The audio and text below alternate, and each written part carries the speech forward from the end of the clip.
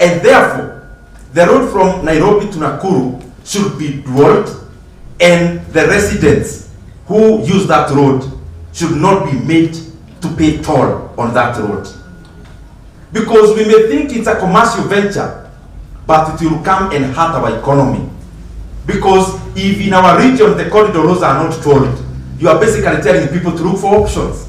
And our country needs investors much more even than our neighbors, because our neighbors are growing faster than us.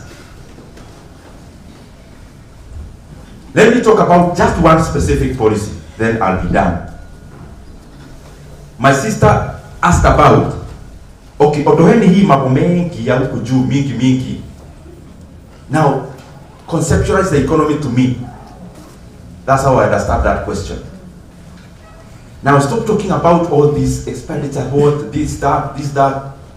Can you put the economy in a manner that can be perceived easily?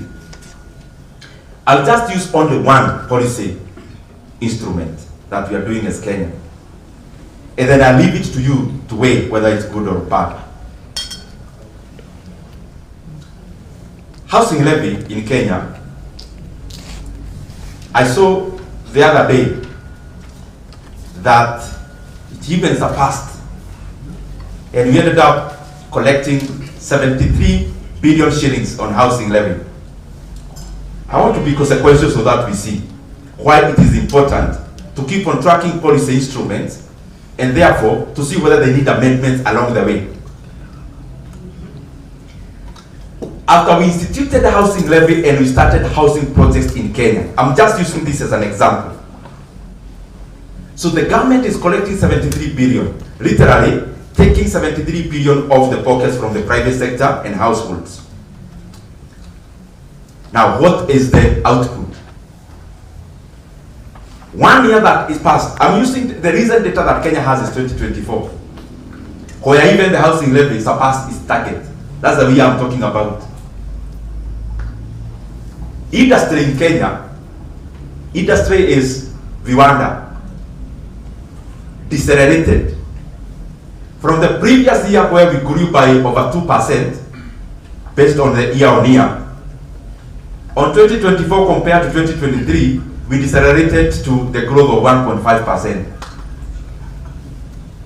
Second, when we are busy building houses through housing levy, as Kenya, through government,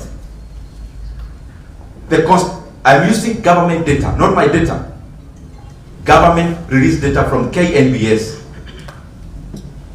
The construction sector in Kenya, when Kenya was very busy, the busiest year in building housing, the housing program, the construction sector in Kenya shrank by 2%.